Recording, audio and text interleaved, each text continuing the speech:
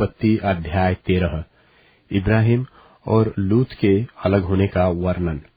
तब अब्राम अपनी पत्नी और अपनी सारी संपत्ति लेकर लूत को भी संग लिए हुए मिस्र को छोड़कर कनान के दक्षिण देश में आया।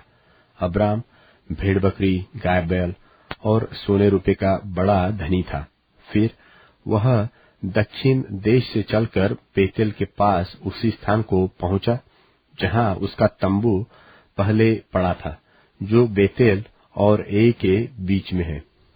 यह स्थान उस वेदी का है जिसे उसने पहले बनाई थी। और वहां अब्राम ने फिर यहोवा से प्रार्थना की। और लूत के पास भी, जो अब्राम के साथ चलता था, भेड़ बकरी, गाय बैल और तंबू थे। सो उस देश में उन दोनों की समाई न हो सकी कि वे इकट्ठे रहे, क्योंकि उनके पास बहुत धन था, इसलिए वे इकट्ठे न रह सके। सो अब्राम और लूत की भेड़ बकरी और गाय बैल के चरवाहों में झगड़ा हुआ। और उस समय कनानी और पेरिज्जी लोग उस देश में रहते थे। तब अब्राम लूत से कहने लगा, मेरे और तेरे बीच और मेरे और तेरे चरवाहों के बीच में झगड़ा न होने पाए, क्योंकि हम लोग भाई बंधु हैं। क्या सारा देश तेरे सामने नहीं? सो मुझसे अलग हो। यदि तू बाई ओर जाए तो मैं दाहिनी ओर जाऊंगा, और यदि तू दाहिनी ओर जाए तो मैं बाई ओर जाऊंगा। तब लूत ने आंख उठाकर यरदन नदी के पास वाली सारी तराई को देखा कि वह सब सिंची हुई है। जब तक यहोवा ने सदोम और अमोरा को नाश न किया था, तब तक सोर के मार्ग तक वह तराई यहोवा की बाटिका और मिस्र देश के समान उपजाऊ थी।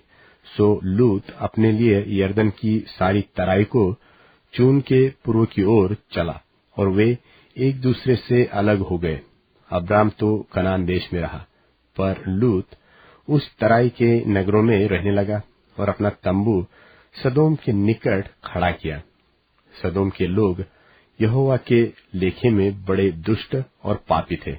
जब लूत अब्राम से अलग हो गया, तब उसके पश्चात यहोवा ने अब्राम से कहा, आंख उठाकर जिस स्थान पर तू है, वहां से उत्तर, दक्षिण, पूर्व, पश्चिम चारों ओर दृष्टि कर, क्योंकि जितनी भूमि तुझे दिखाई देती है, उस सब को मैंने तुझे और तेरे वंश को युग युग के लिए दूंगा।